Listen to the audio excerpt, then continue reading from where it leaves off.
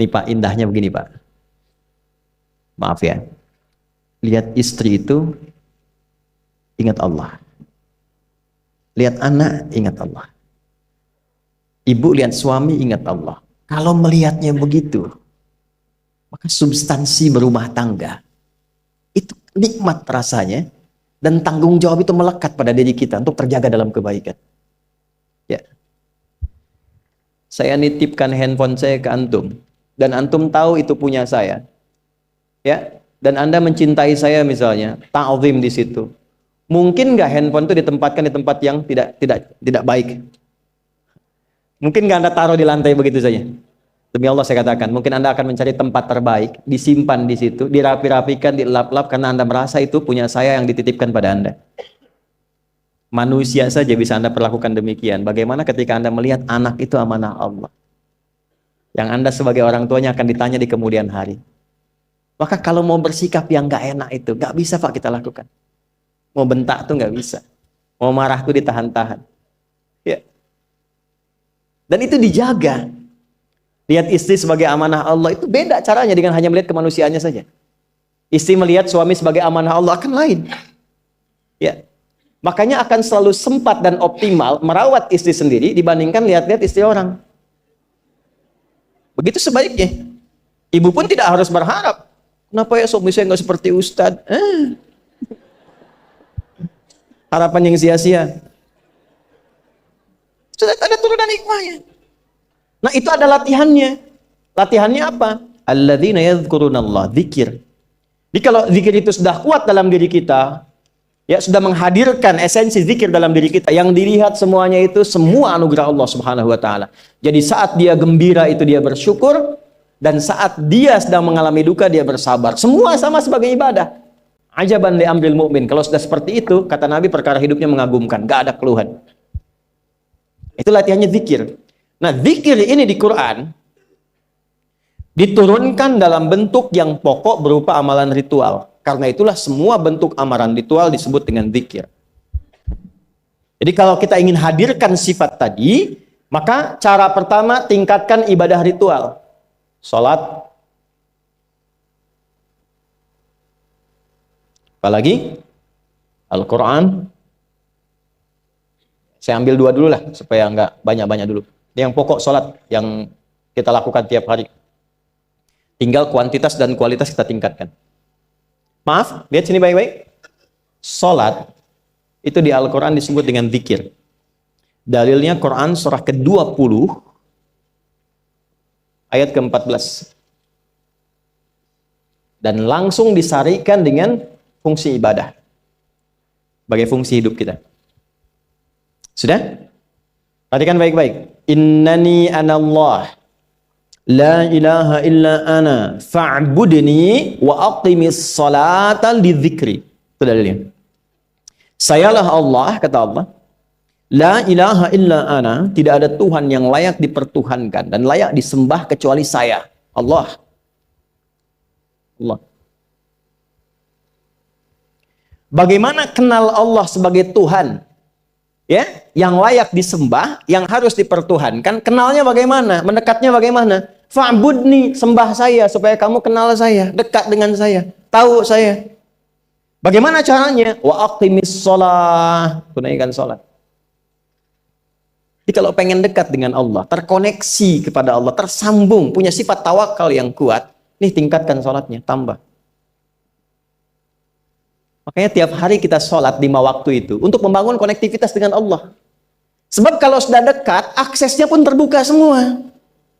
Itu maksudnya. Anda dekat dengan pimpinan, akses di perusahaannya kan mudah untuk diakses. Ya kan? Kita punya kenalan yang kuat, yang punya sesuatu, aksesnya mudah dibuka. Kita kenal Allah dan dekat dengan Allah, apa yang sulit bagi Allah. Dan ini kita yakin. Nah sekarang Allah kasih jalan. Coba lihat orang-orang dulu, ya. Mereka ketika akan melatih dirinya untuk tersambung kepada Allah, sholat semua, termasuk para nabi, rasul. Tapi dahsyatnya, ketika ada apapun dalam kehidupannya yang sulit Allah mudahkan, minta langsung dikabulkan. Dan sangat luar biasanya, seringkali terjadi mintanya lewat sholat. Nabi Zakaria itu kan dihukumi istrinya oleh medis itu menopause dan mandul. Maaf, nggak mungkin punya keturunan. Kapan mintanya? Dalam sholat. Mohon sama Allah. Dan itu dikabulkan. Dan diabadikan di Quran dengan surah yang sama, Ali Imran ayat 38 sampai 39. Hunalika da'a Zakaria rabbah qala rabbi habli min ladunka dzurriyyatan thayyibah innaka sami'ud du'a. Ya Allah, mereka mengatakan aku nggak mungkin punya keturunan. Mereka mengatakan istriku punya keterbatasan. Maka aku memohon kepadamu yang tidak punya batas dalam pemberian. Engkau yang maha mendengar. Kalau kepada yang maha mendengar doa saya tidak dikabulkan, mohon tunjukkan kepadaku lewat sholat ini ya Allah, dengan cara apa lagi dan kepada siapa aku mesti memohon. Itu nggak nunggu lama, permohonan selesai turun jawaban ayat 39-nya. Fanadatul malaikatu wa huwa qa'imun yusalli fil mihrab.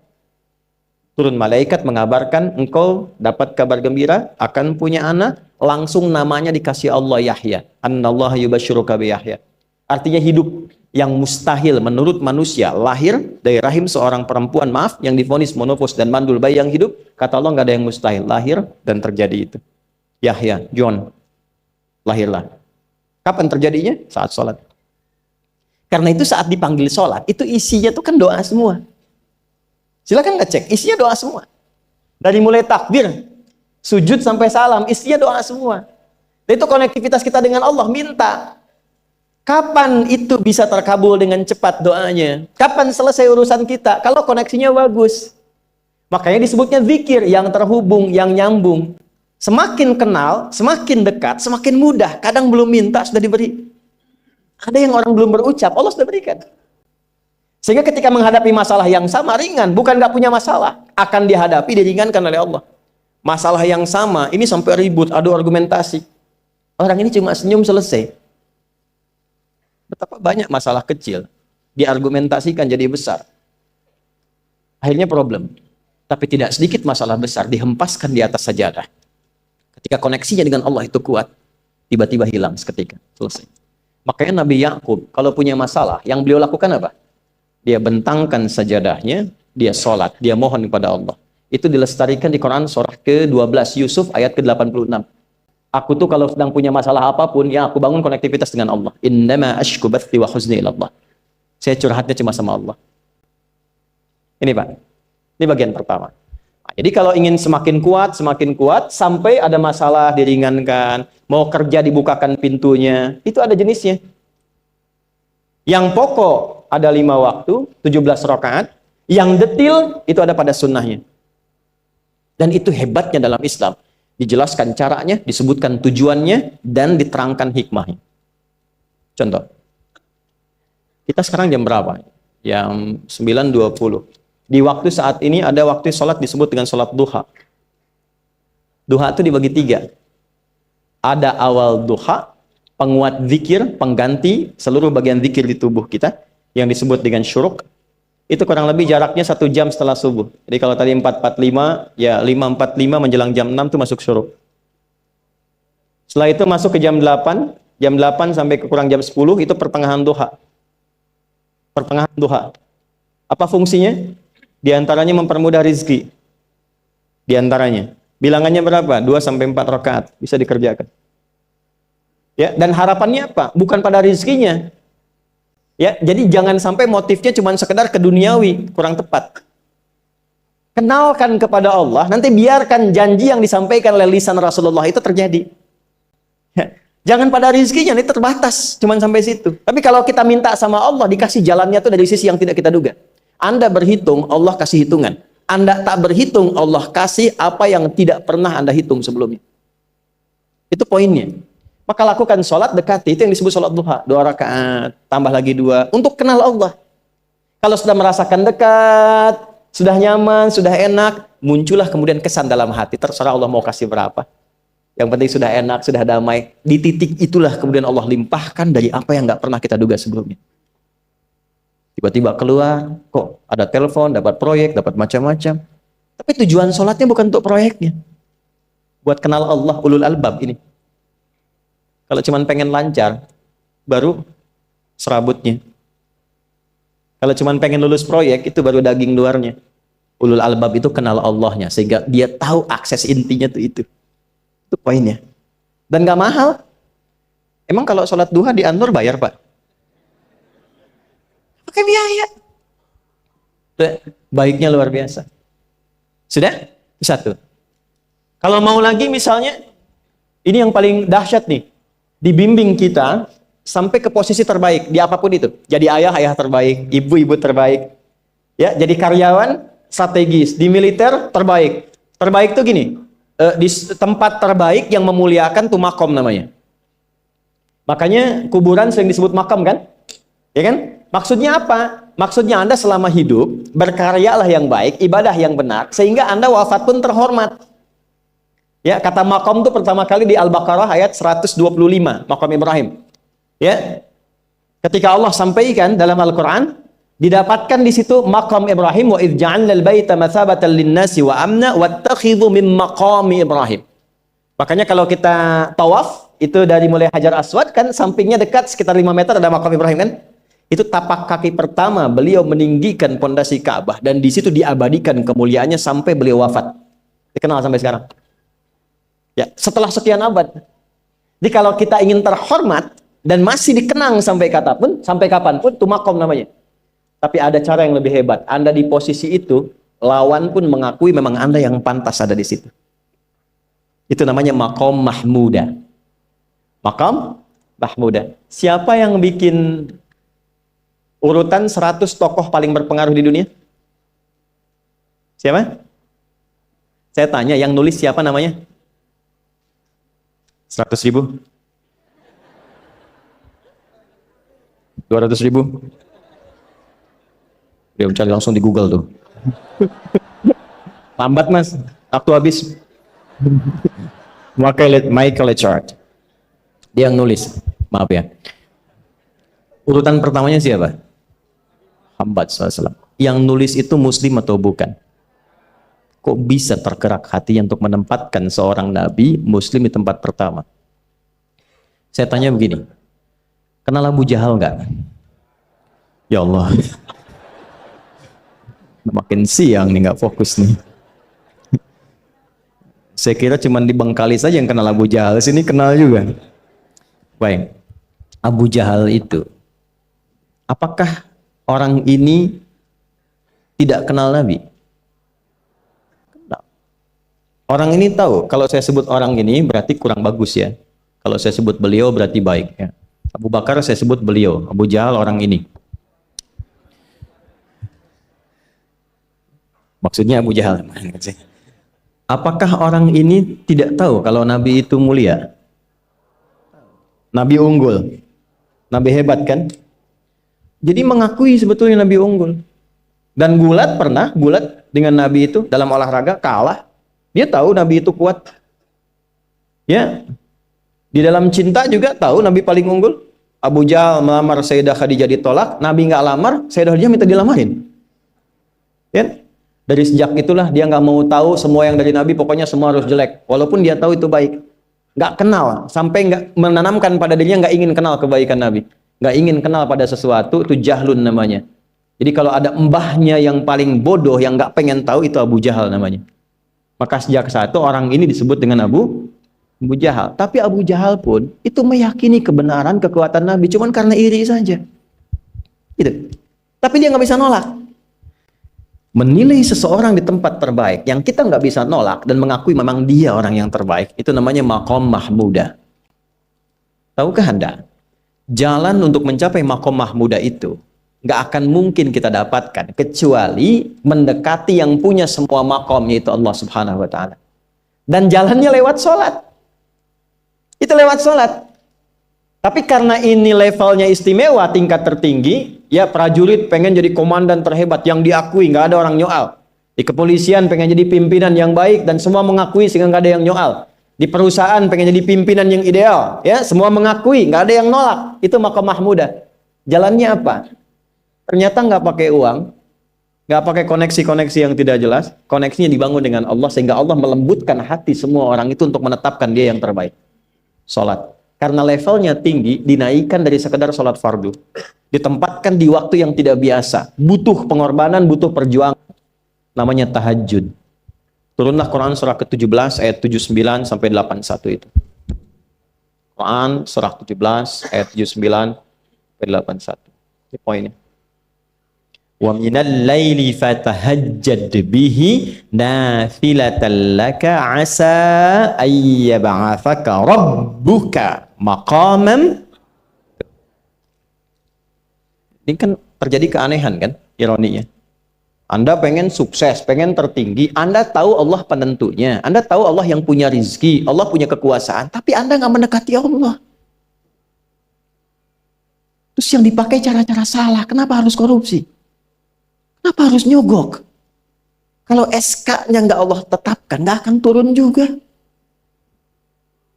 Dan sudah hukum, kalau ayah berbuat maksiat, itu anak istri pasti kena. Itu udah hukum. Makanya saya mohon deh, ya para ayah itu kalau mencari nafkah, cari yang benar. Kasihan anak Anda yang di SD. Harus berhenti sekolah. Maaf, bukan anak Anda, maksudnya anak orang lah. Kenapa harus korupsi? Maka ketika ada tawaran sogokan yang nggak bagus, tuh yang dibayangkan tuh itu bukan cuma proyek jalan dapat uang banyak, tuh anak-anak tuh bahaya. Ke sekolah disebut anak koruptor, sedih. Istri nggak sanggup keluar belanja. Tuh pikirkan, itu sudah hukum. Sudah hukum. Anak juga begitu. Kalau mau berperilaku, ingat orang tua. Sebab ketika tidak baik, orang tua pasti kena.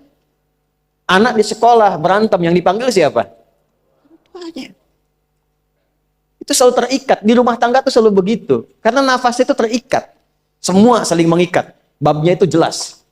Nah, balik ke sini. Kalau ingin tingkat yang tertinggi, dekati pemiliknya Allah. Ini. Makanya tuh harus punya itu. Itu ringan kalau sudah punya itu tuh Allah. Saya punya Allah. Kita mau apa? Takut hidup. Nabi ditodong pakai pedang. Siapa yang menyelamatkan Muhammad sekarang? Ringan Nabi jawab, Allah. Jatuh pedang. Dibalik, kamu siapa yang menyelamatkan kamu? Bingung. Dan punya Allah itu luar biasa. Nah, ini yang harus tanamkan pada jiwa. Punya Allah sebagai Tuhan. Kalau sudah dekat, kenal, baik dengan itu, akses mudah semua. Dan yang paling indah itu apa? Menerima apa yang Allah tetapkan. Hari ini nggak dapat, alhamdulillah. Saya masih dikasih jalan. Alhamdulillah, besok belum dapat. Ada akumulasi, paham. Paham. Nah, itu nggak mungkin bisa dapat rasa itu. Salah satunya, ikhtiarnya apa? Nih, tahajud. Dan hebatnya kenapa sholatnya disebut tahajud? Tidak disebut sholat hajat. Ada hajat, ada tahajud, beda. Hajatun, hajada, hajadun, ada tahajjada ya tahajjud, tahajud. Beda. Tahajud, di situ aja. Ini sengaja nggak saya hapus nih. Mana staf saya? Oh, foto nih ya. Saya hafal insya Allah. Tahajud. Asalnya dari kata hajada, begini, ha, jim, dal. Ditambah ta di depannya, lalu ada tasydid sebelum akhirnya. Nih. Ini akarnya 3 huruf, ha, jim, dal. Hajada itu asalnya bangun dari tidur malam. Tidur dulu, lalu bangun setelah itu. Itu hajada. Pelan-pelan. Paham sampai sini? Kita teruskan. Kalau kita ingin berusaha untuk bangun, mengoptimalkan diri untuk bangun, maka tambahkan tak di depannya. Berusaha untuk mendapatkan atau mencapai sesuatu. Kalau yang kita akan lakukan itu tidak mudah, nggak gampang bangunnya, sehingga butuh rencana, butuh persiapan, ya kan? Maka tambahkan tasydid sebelum huruf akhirnya. Dari kata syiddah, apa yang mau dikerjakan ini nggak mudah. Memang pengen bangun itu jam 3. Tapi kan nggak tiba-tiba ujuk-ujuk bangun jam 3, belum tentu. Ya kan? Kita harus rencanakan dulu supaya bisa bangun, saat bangun tuh siap, bukan cuma bangun. Bangun jam 3, salatnya 4:30, ya kan jauh. Maka untuk bangun jam 3 itu butuh persiapan, nih syiddah. Maka rencanakan. Pasang alarm 3 kali. Misal yang ikhtiarnya jam 2, jam 2.15, jam 2.30. Alarm jam 2 untuk mematikan alarm yang kedua. Gitu kan?